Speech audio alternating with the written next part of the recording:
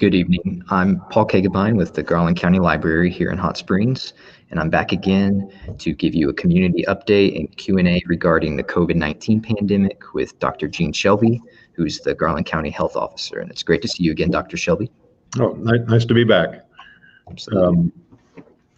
So I want to start by saying, we're 8 months into this global pandemic, and we recently reached the grim milestone of 250,000 deaths nationwide. The active cases and hospitalizations keep hitting records here in Arkansas, and we just had the announcement of over 2,200 new statewide cases announced today. So with all that said, I just want to take a moment to give appreciation to you, Dr. Shelby, for taking the time to address the citizens here in Hot Springs and Garland County, because you're providing potentially life-saving information here if people take it seriously. So thank you, sir. Okay, I'm glad. I appreciate you having me on. Absolutely. So this is the third in our series of COVID-19 updates, and the fourth and final one for 2020 is going to be Thursday, December 10th at 6 p.m. But I think it's safe to say we'll resume these in January as well and continue to update you guys with these videos throughout 2021 as long as we can and need to. So once again, I'll remind the audience, if you're watching live, if you have any questions or comments for Dr. Shelby here, please post them there in the comment section, and we're going to get to as many as we can tonight. And as always, they can be about symptoms, treatment, the vaccine, the numbers, etc. So while you're busy typing your questions, I'm going to let Dr. Shelby go ahead and begin. He's going to start with another progress report on the current status of the pandemic locally, and then I'll hop back in when he's done and ask you questions. Okay, well, I appreciate that, Paul. I want to kind of give a little bit of perspective as to certainly my involvement with this since the beginning of the pandemic. I'm in the Garland County Health Officer, which is a volunteer position to work with the local health unit as well as the state health department in Little Rock. And locally, we developed this task force to deal with the COVID pandemic back in March of this year, and as a county health officer, I am a member of that task force. We meet on Zoom every Monday morning. We have representatives from law enforcement, the county, the county judge, and also we've added people to our task force over time as needed. We have Steve Aronson from the Visit Hot Springs, Gary Troutman from the Chamber. We also have Sarah Fowler from United Way, as well as input from our local health unit. Susan Lester does a really good job of running our Garland County Health Unit here on Malvern Avenue, and then we've added, we've got a representative from the Hispanic community because we had a big spike in that population a few months back, which seems to be under control now. And then we have a representative from the hospitals and LifeNet. And the most recent addition to our task force has been some members from the nursing home community, because that's the real hot spot that we've had in Garland County over the past 6 weeks or so, and so it was good to get their perspective, because they truly are on the front lines of this terrible pandemic. As to kind of let you kind of get up to speed as to what the situation here is in Garland County, and unfortunately it's not a good situation. We over the last 8 months we had generally been doing a pretty good job of limiting our cases. We started testing early and really had a strong awareness amongst the leadership and the community of the seriousness of this pandemic. And for most part, we have been able to kind of really maintain, we're really below some of what other areas in the state in terms of kind of stopping the spread. But unfortunately, over especially the last 2 or 3 weeks, we've had a really large increase in our cases, new cases, as well as our active cases, and that certainly shows how much more work we have to do, and in terms of educating people about the seriousness of this, as well as the things that we can do as individual citizens and of the community to try to get this under control. I normally give a presentation to our Monday morning meetings that I summarize our numbers from the previous week. And on this Monday morning, we had seen over the previous week our active cases go from 300 to 445, which is definitely a very significant rise. We've also, over the last 2 or 3 weeks, have experienced a large number of new cases. For the past week, we had 372 cases, in which works out to 53 new cases per day. It's hard to I don't generally look at the cases on a day-to-day basis because it seems like some days of the week they add more to the database than other days of the week. But like I say, we've definitely had a significant increase over the last few weeks. And we've had been doing pretty robust testing here in Garland County, and we still do, but unfortunately our positives are escalating. So our positivity rate has gone up. We'd had it in 4 or 5% positivity rate, but with this big surge of last week, we're up to 16% positivity rate on our cases. And one other thing that I look at on a weekly basis is the distribution of the virus in the county, and certainly it's more concentrated in the city of Hot Springs, but we do have a definite spread throughout the county, and we've probably seen that more in the last week or two than before. We've seen increased cases in Royal, in Piercy, in Hot Springs Village, and we've even started to see some cases in Lonsdale, which we hadn't before. So it's definitely a lot of community spread of the virus all throughout the community. We'd had a question earlier in the week about Hot Springs Village, and of course only a portion of Hot Springs Village is in Garland County, and for pretty much the whole time we've not really seen a real spike in cases in Hot Springs Village. Some weeks we'd only have 3 or 4, even we got down to 1 or 2 just within the last month or so. But over the last couple of weeks, we have seen an increase in the number of cases in Hot Springs Village. This past week, we had 23 active cases in Hot Springs Village, which was by far the largest number. One thing that is kind of interesting about some of the cases that we're seeing in Hot Springs Village, it's a lot of it in younger people. That seems like the older population is probably doing a better job overall in kind of managing their behavior to avoid it. But the real kind of issue that we've had over the last month is we've had 3 nursing homes that have had really significant increases in their numbers of active cases, and unfortunately that has translated to increased deaths. I guess kind of the good part is that we did see a decline in the number of nursing home cases over this past week, and hopefully that will continue. Kind of a parallel issue with the cases in the nursing homes has been the increase in the number of healthcare workers in the county that have been positive, and the vast majority of those are staff at the nursing homes. We also, in this past week, we did see a slight decline in that.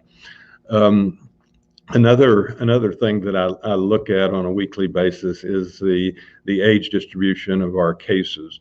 And one of the real alarming things that I've noticed over the last really 2 months is the gradual increase in the percentage of our cases in the greater than 65 age group. and the kind of the statewide average has been about 15%. But our percentage in that age group has gotten up almost to 50%, which has been a real thing that I've been, really concerned about, because as we know, this is a much more vulnerable population for serious disease, and like in the 2/3 of the fatalities in the state of Arkansas have all been in this age group. And unfortunately, we're seeing a worsening of that in terms of our death counts. Sometimes it's hard to really follow the death counts on the state health department's website, because frequently the deaths are, for a variety of reasons, don't get entered into the database until several weeks or even months after the death has occurred. But over the last 2 or 3 weeks, we've had a significant increase. The week ending November 15th, we had 8 new deaths, and I just looked at the website today, and we've had another 13 deaths just that have been recorded just in the last 4 days. And again, I think that's really a reflection of the amount of disease in the older population, and unfortunately, that percentage is not really going down. So I suspect that we'll continue to see deaths, and unfortunately, and I think, but it should and does drive home the seriousness of this infection, and it's really here in our community. Overall, a lot of the statistics, when we compare ourselves with the other, especially the larger counties around the state, our numbers have been generally favorable. But one thing that we do surpass the statewide numbers has been in the deaths. One of the ways of kind of quantifying the deaths is the number of deaths per 100,000 of the population. In Garland County, like I say, we're about 100,000 people, so ours is right now it's 99, whereas the state average, based upon the number of deaths throughout the state, is more like 76. So we're significantly higher there, and like I say, that's real bothersome.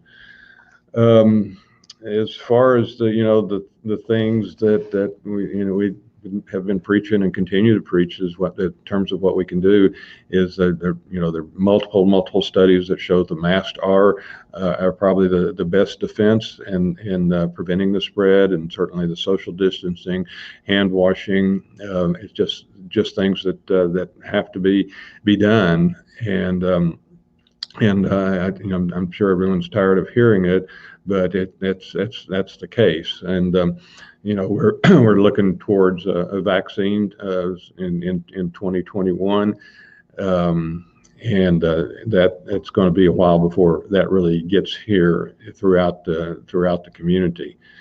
So that's kind of an overview, and so I'll go ahead and stop for now, and we'll take some questions.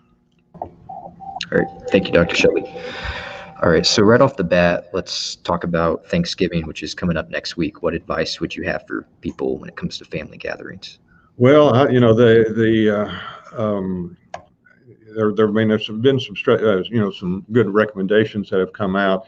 The ACI, which is the Arkansas Center for Health Improvement, came out with a set of 10 items that they really encourage people to do in terms of gatherings at Thanksgiving, and one of the main things is really limit the numbers that you have. They're saying really recommended 10 or less as far as the groupings, and really try to limit from outside, or people that don't actually live in the home. And it is important, and really wearing masks as much as you can. If it depends on the weather, if you can have gatherings outdoors, that's much better than indoors, because one of the things about private residence is that we've had a real push for energy efficiency, and one of the things that has done is made that there's very little air circulation from the outside, and so the air in the house pretty much stays there. So one recommendation that I've heard that I think makes sense is open the windows. Even if it's cold, you have to turn the heating unit on. And by having open windows, that will increase the circulation, and that's an important part of kind of lessening the amount of infection that you might be exposed to. And I think we're all worried about a possible spike because, unfortunately, we've seen spikes pretty regularly going back to Memorial Day when they've had gatherings, and about a week or two afterwards is when we've had our spike after Memorial Day, and then after the 4th of July, and then Labor Day didn't seem to be quite as bad. But and I'm not sure whether Halloween was really the culprit in our last spike, but it did occur about 7-10 days after Halloween. So any gatherings you just have to be real careful about, and we've seen cases come from churches. They don't have any mandates for the proper procedures at church, but we definitely really encourage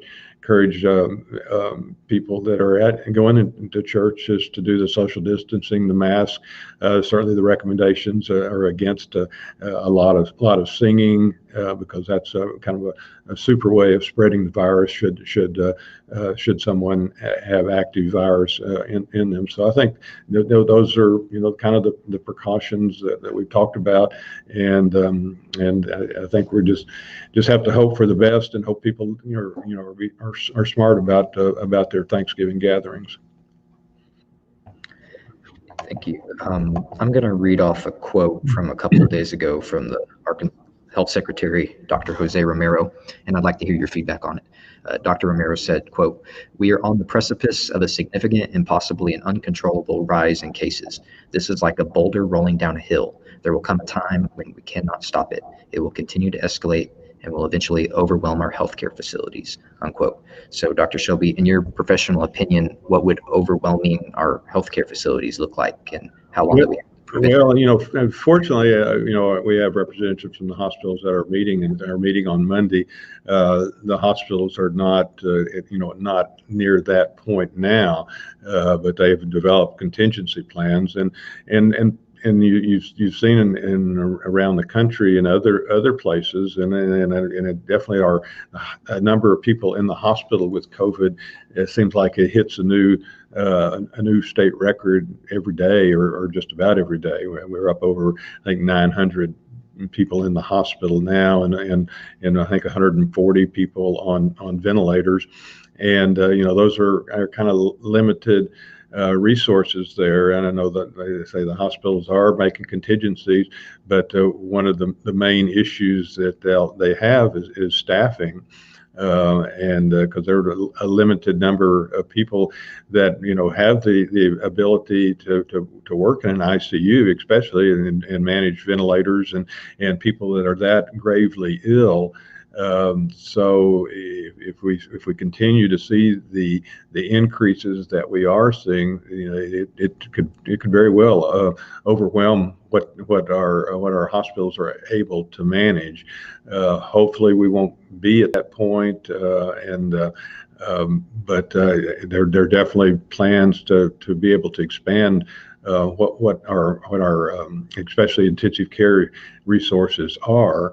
One of the things that the hospitals frequently and have to do is get like traveling nurses, and for especially for when they have high census, and they're that's a limited commodity there, and really competing with other states for that group of professionals.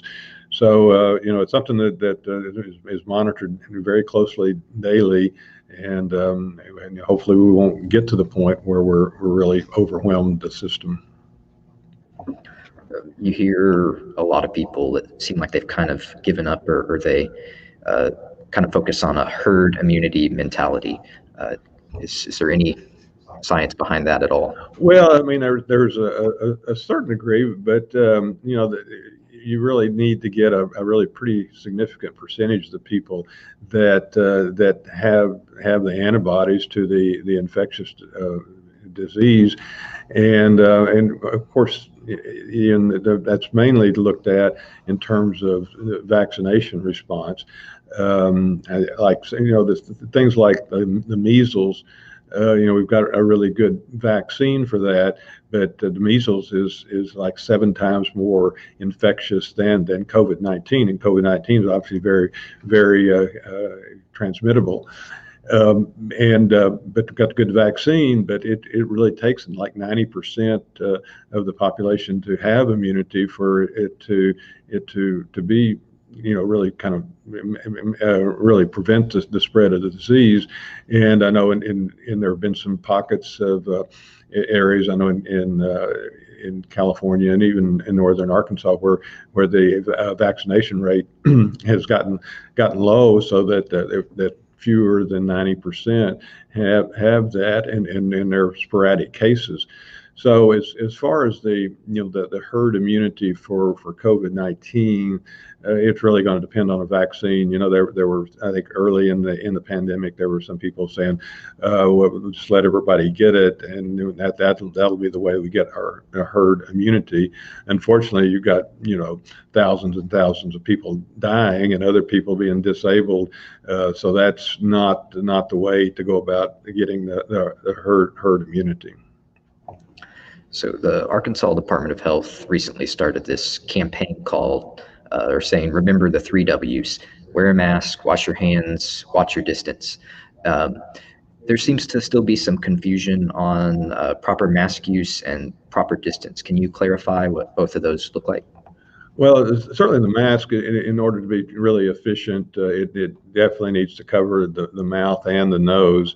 The predominant way of spread is the aerosol from breathing and talking, and certainly most of the droplets come from the mouth, but not exclusively. So it really is important to make sure the nose is covered also when wearing a mask.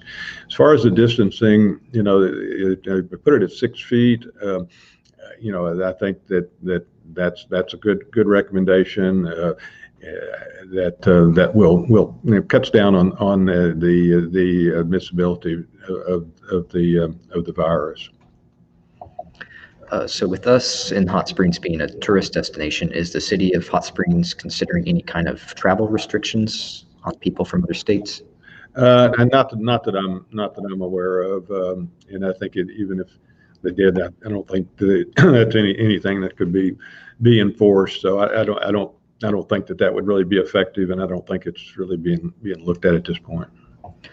On a similar note to that, we got a viewer question from Karen. Will Oaklawn Racetrack and Casino take more stringent precautions?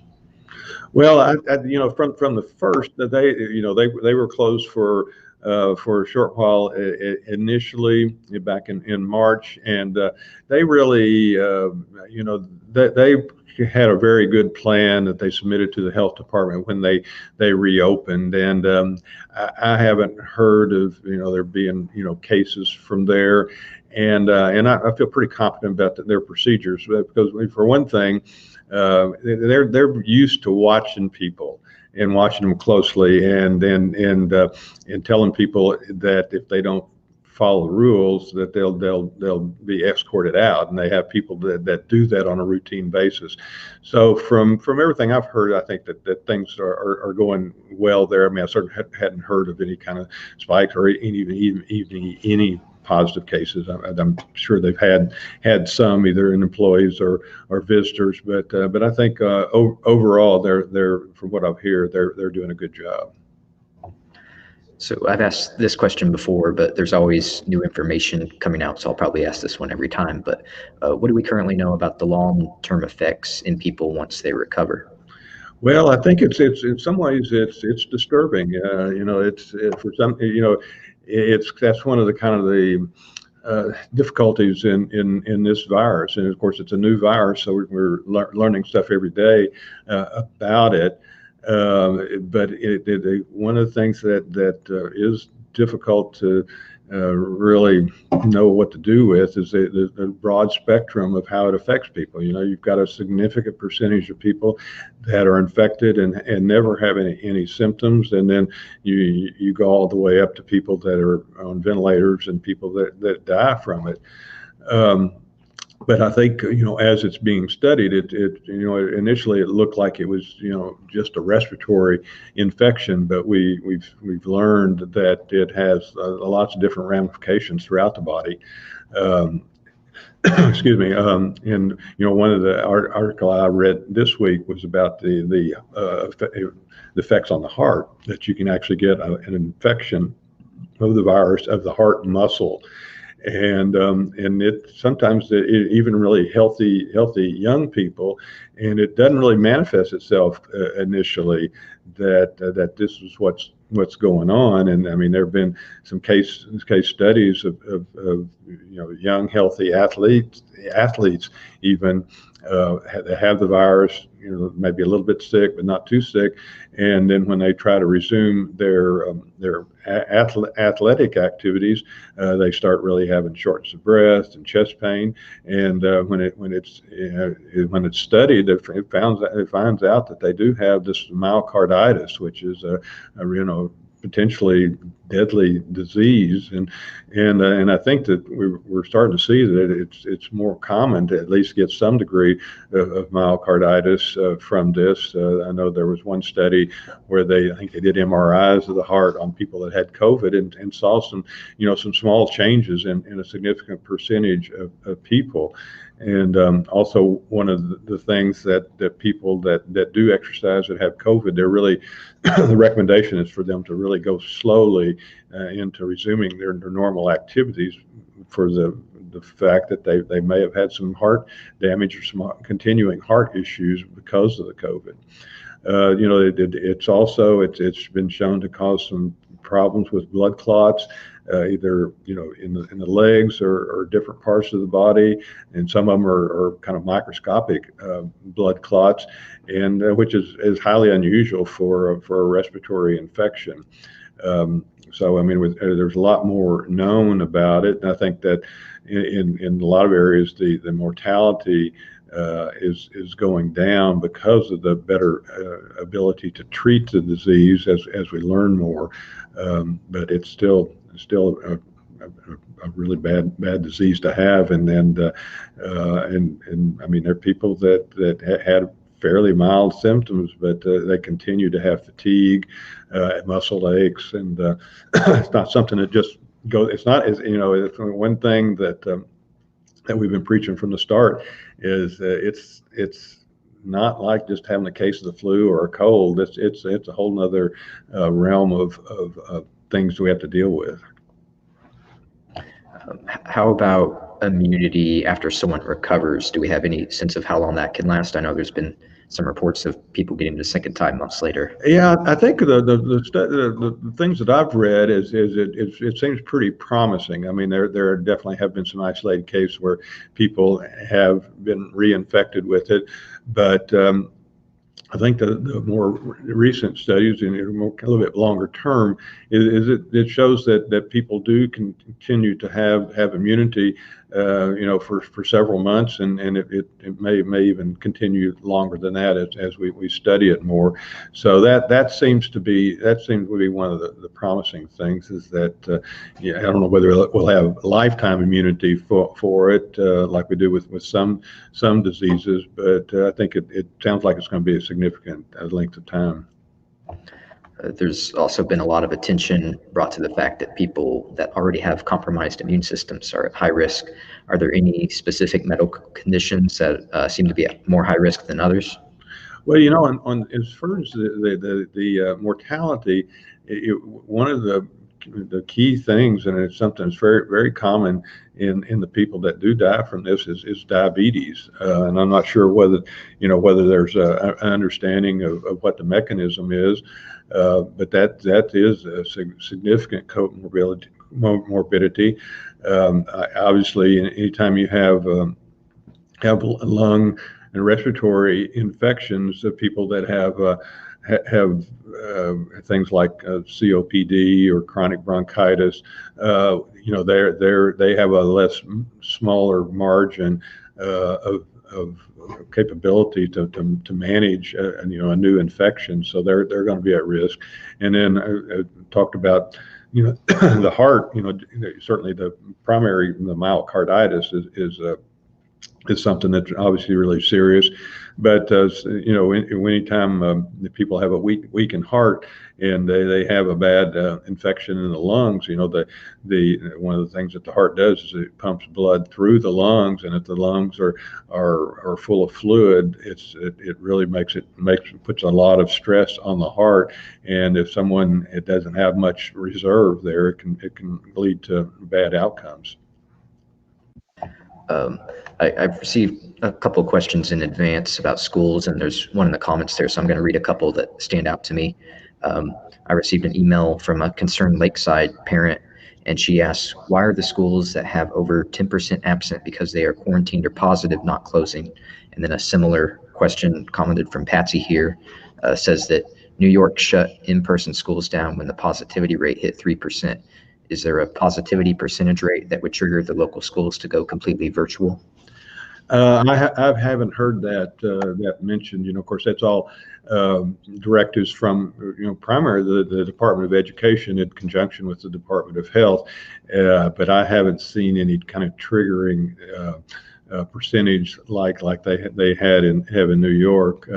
I think that from what I see, the Education Department and Health Department is kind of really working with the individual school districts and to really do what all they can to kind of limit the spread. But as far as any set numbers, they may have some. I'm just not aware of them, and I don't think that there are any that are that broad. Another comment question from Patsy. St. Vincent had to close their ER this week because the hospital was at capacity, she says. The local news just reported there were only 68 ICU beds available in the entire state. Do you think there will be any kind of consequence, for example, a fine in the near future for not following the mask mandate? Well, that's a couple of questions. I haven't seen anything that say that we're that near capacity as a state. There may be some individual hospitals that are close to capacity. One thing that's a little bit misleading is like at UAMS, their ICU stays pretty much at capacity because they get referrals from all over the state, and they kind of manage those and triage those. So the fact that the ICU at UAMS is completely full is not terribly surprising. And as far as making we do have a mask mandate, and there are penalties for people that don't follow it, especially in retail businesses and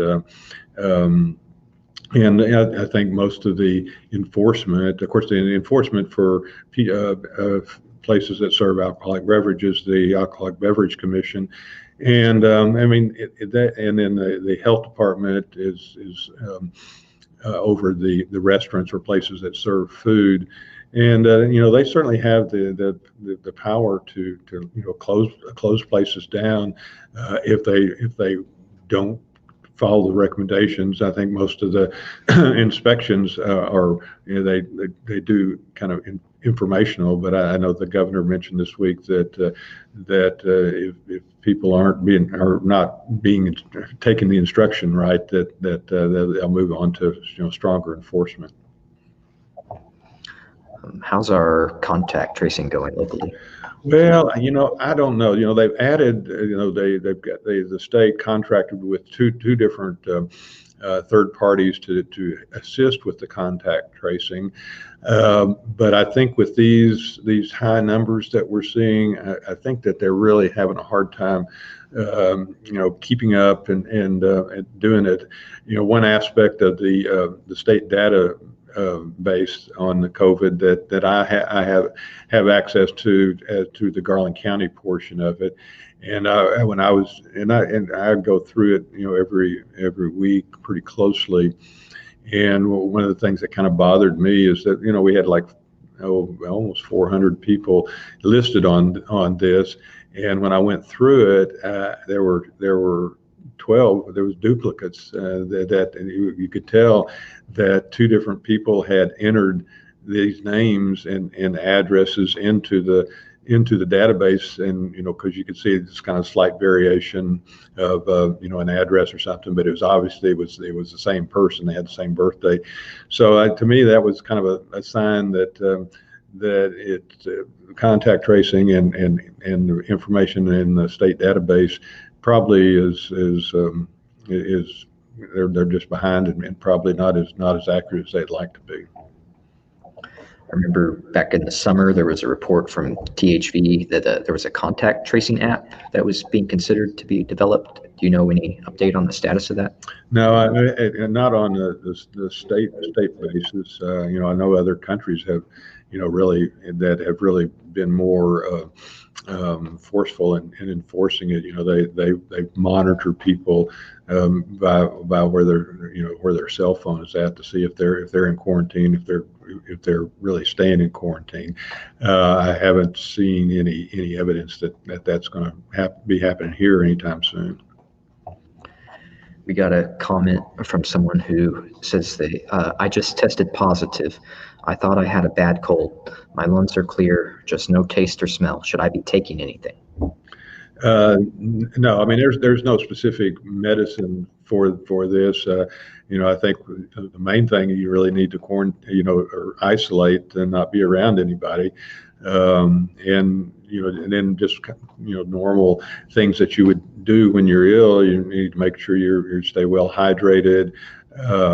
Something like some Tylenol if you're running fever or aches. But the main thing to watch for is your breathing. If you start getting short of breath or feels like your breathing is getting worse, you're probably going to need to be evaluated. I know one thing is that in some areas they encourage people to get these pulse oximetry so that they can monitor their own oxygen level at home, because that's one thing they do in the hospital, and to see how someone's progressing with the infection is a lot of it's based upon their oxygen level in their blood. So that's probably the main thing you kind of watch for, and unless you have things like vomiting, diarrhea, and things that would lead to dehydration, and also if you're really coughing up a lot of stuff and having a high fever, you want to make sure that you don't have pneumonia on top of the COVID infection. Melissa asked, why do they call it a disease? A disease? I guess referring to it being a virus, or the difference between the two. Well, I mean, disease is a much broader term in terms of designated some particular condition. The infection is something that is caused by another organism, whether it be a virus, a bacteria, a parasite. So I mean this obviously the COVID meets the definition of an infection, and generally a respiratory infection, but it definitely infects other parts of the body too. Could you go over the different types of testing for those who may not know the difference between a PCR or an antigen test? Okay. Well, the PCR test is a highly sophisticated and highly accurate test. You collect a sample, And what it does is it actually takes the RNA of the virus and replicates it to a point that it can be, so they have ways of detecting it, but by replicating it. And so it's really hard to get a false positive on one of these things, because it's dealing with the virus and the replication of the virus, and the whole virus. The antigen test is different in that it really it detects a portion of the RNA of the virus, and so it's not, you have somewhat of a chances for a false positive, but even that, since it's looking for some of the genetic material from the virus, it's if you have that genetic material there, that's most likely is from an infection. I think probably the big problem with the antigen test can be a false negative, in that you can have you can be infected, but at a lower level that the antigen test is not going to pick up. What's the average turnaround time right now for testing? I hadn't heard anything recently about it, and I think it really varies on where you have the test done. I think the kind of turnaround time, so actually there are some hospitals that are doing PCR testing. I know Baptist and Little Rock does their own PCR testing, and so their turnaround time is obviously better. I think the health department, the public health lab in Little Rock, have really expanded their ability to do testing, and I think that their turnaround time is probably 2, 3, 4 days. I think one of the issues is kind of manpower, that once they get the results, they sometimes there's a delay in getting it out, especially the negative test. I think they're probably more timely with the positive test, but if someone tests negative, it's not as urgent to get the information out. But I'm thinking, average is probably 3 or 4 days, though. There's a great deal of variability there. I don't know if you have this information available right with you right this second, but do you happen to have a list of all the places people can get tested in Garland County right now? No, I don't have that with me. It's I think it's listed on the website. I think I know it's listed on the website for the city of Hot Springs, and they continually update that. So that if you were looking for that would be probably the first place I would look. So there was a report the other day by CNN that the FDA authorized the first rapid self-test for home diagnosis. Mm-hmm. Do you know anything about that? Yeah, I read a little bit about that, and it's even a different method than the antigen testing in terms of how it's done, and I think it is, from what I've heard, is really pretty accurate. But it's also they're looking at like $50 as the cost of it, and it's going to require a prescription, and there's, I think, a limited amount of the tests that are going to be available, at least initially. But I think that will be something that'll be useful. I think one of the concerns with it, though, that I've heard people express, is that you're told probably when you get the test that if it is positive, you need to report it to the health department, and so that would be one of the downsides, that somebody tests positive and they say, well, I'm not going to tell anybody, or I'm just going to kind of do my own thing, and I think there's some some pitfalls in that situation, and I could foresee something like that happening. You were talking about false negatives a moment ago. If someone does get tested negative and they continue to show symptoms, how long would you suggest they wait before getting retested to confirm? Oh, I mean, it would depend upon, how severe the symptoms were, because, there could be other things causing it. You could have pneumonia, which is a bacterial infection, have a different type of virus. But if you feel, if you've had a negative test, but especially if you have been in contact with somebody and you do develop some worsening symptoms, I would say over 2 or 3 day period, if you have the worsening symptoms and you think you might be at risk of getting COVID, I would think that they would be prudent to go ahead and retest, because early in the infection, a lot of times you can test it and you won't pick it up because there's just not enough virus there. I think generally, if someone has been infected, that the test, especially the PCR test, will be able to pick it up if they're 4 or 5 days into the infection.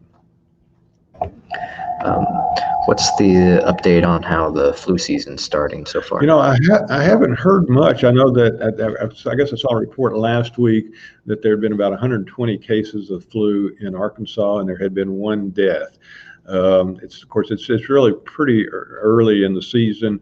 We generally don't start seeing a lot of the flu until December, and some years not even until January. So it's kind of hard to make an assessment on that. I think what everybody is hoping will happen is that the mask will actually reduce the exposure to the flu as well as COVID, I'm hoping, and I hadn't seen any numbers on this, that people will be more apt to get a flu shot this year, because obviously been a lot of talk about how important getting a vaccine is, and I try to remind people that we've got a really good flu vaccine. It's been around for a long time. It's very safe, and it's very available in pretty much any corner drugstore, your doctor's office, the health department. So it's something that's here, and you can't kind of ignore the fact that the flu can be a real dangerous thing too. I think last year we had about 140 people in Arkansas that died of the flu. Which it's not anything like COVID in terms of mortality, but that is still a significant amount of mortality. So I would, if you hadn't gotten your flu shot, this is the time to do it now. Has COVID affected the ability for school-age children to show up and get their routine vaccines, or affected the turnout? Yeah, that had certainly been a big issue back, especially in April and May when this was first starting, because people really weren't going to the doctor at all. And I think they've got a program. I'm not sure what's been proposed, is to kind of add some incentives to doctors' offices to really reach out to these, because I think the numbers for maybe the first 6 months of this year in Arkansas, there were I think over 100,000 fewer vaccinations, childhood vaccinations given compared to last year, and that is a significant change, and these vaccines are so important. So, but I think there are some definite programs going to have outreach to make sure that kids that have missed some vaccinations get caught up. This is kind of a suggestion from me as much as a question, but we've had some people calling the library asking if they knew anyone who would be willing to go to their home or their doorstep to do vaccinations. Is that something the Department of Health could consider? Yeah, the Department of Health can't do that, because they're especially this year, they're pretty much overwhelmed and just don't have the personnel to do that. And I don't know of any private firms that do it. You might check with one of the home health agency. We've got several here, and see if they're offering that service. But I'm not aware of it. I think you can go to the health department if you call ahead, and you might be able to get your flu vaccine without getting out of your car. Yeah, I think that was the main concern there. So good advice. A question I received in advance from a viewer: does the ADH have the power to scale back local businesses? They in theory they have the director of the Department of Health has a lot of power to. I mean, you have mandate quarantines. I mean, they can send out law enforcement to enforce that. As far as closing a particular business,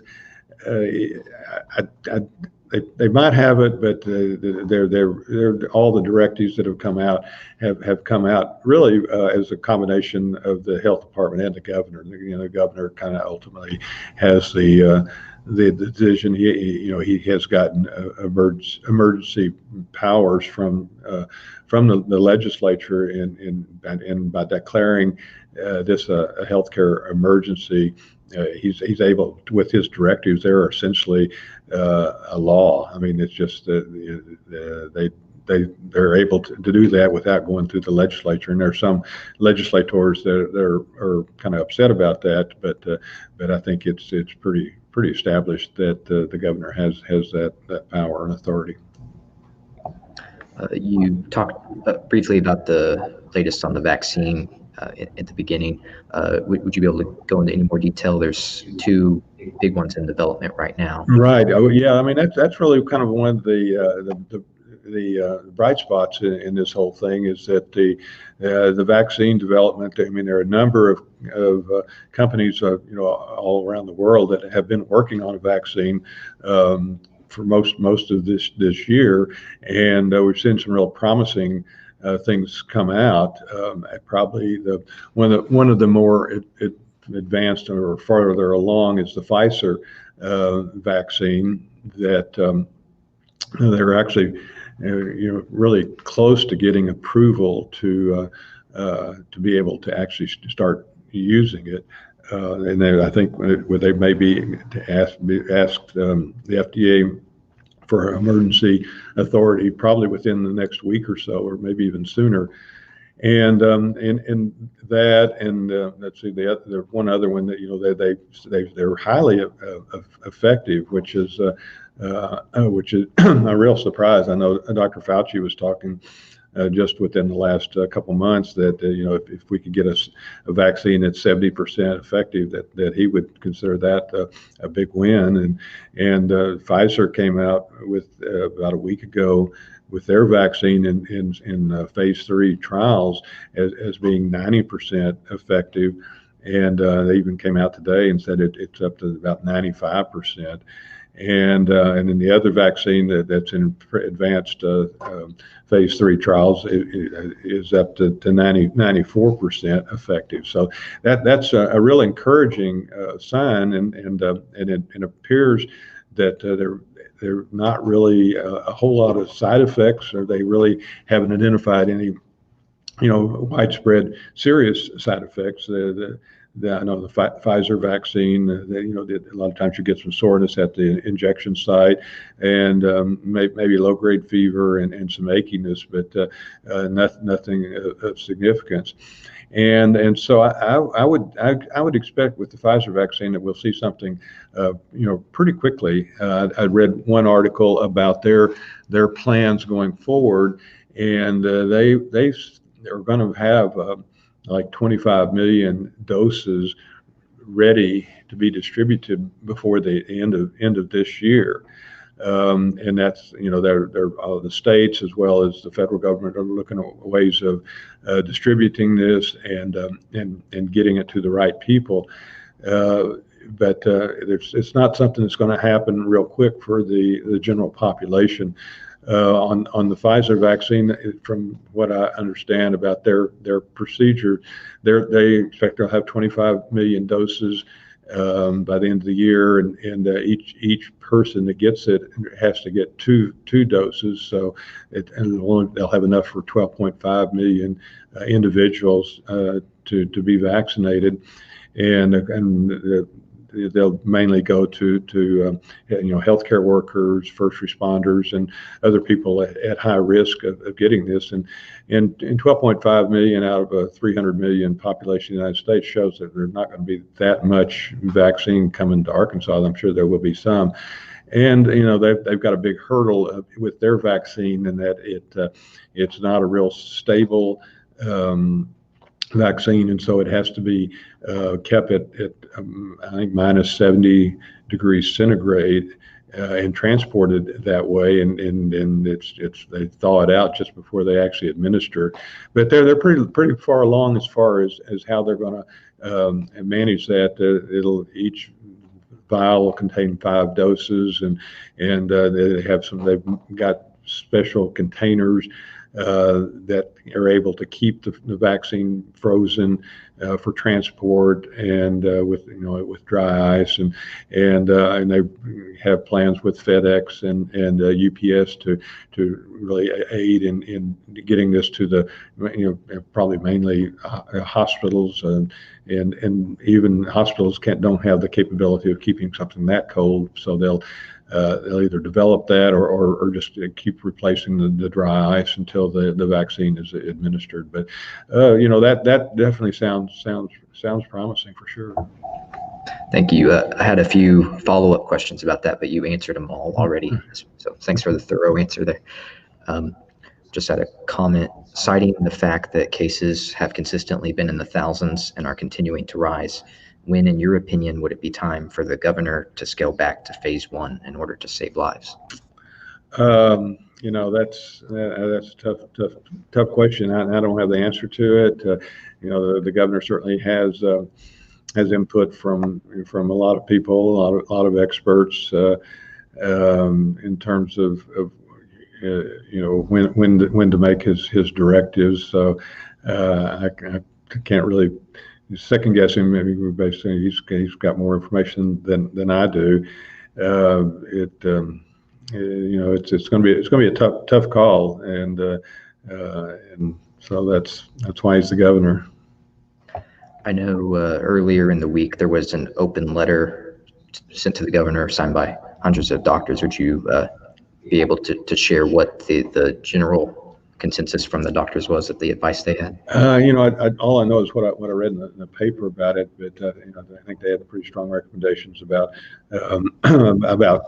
shutting things down, and I know the governor responded positively about, and he appreciated their input, but I didn't actually read the letter myself, so I don't know any of the real details of it. There was an announcement today reported by KRK that there are new restrictions. Businesses, bars that serve alcohol have to close at 11 p.m. now. Yeah, I think that the governor kind of published that directive today to change that because it's effective tomorrow. All right. That's all we have for now. I'll give you a chance to have any final remarks. We are meeting again Thursday, December 10th, 6 p.m. for our last update of the year, and then we'll meet again several times in 2021. Okay. Well, I mean, it's what I've been telling, and a lot of people saying, we're here in our community. We care about our neighbors and our visitors, and it's such an important thing for everybody to really kind of step up and do the right thing, even though it's not what you really want to be doing. But the simple things can really do make a difference, and certainly the mask and the social distancing and the hand washing, and I think as far as the mask, it's kind of gotten political and in some areas, but I think that I think there is a growing awareness of the severity of this. More people are being touched personally by either someone ill or has passed away from this, and so I think that it's really important for us to speak up. If you see go into a business and people aren't wearing masks, go to the manager and say, really, this is something really important, and certainly you have the option to leave. But in my experience, because I've done that a few times, people seem to be responsive. But I think it's incumbent upon all of us to really do the right thing and encourage other people to do the right thing too. Thank you, and thank you for your time once again. And I'll be seeing you next month. And I hope you and everyone watching has a happy but also smart and safe holiday next week. So yeah, amen. have a good night. Okay, thank you.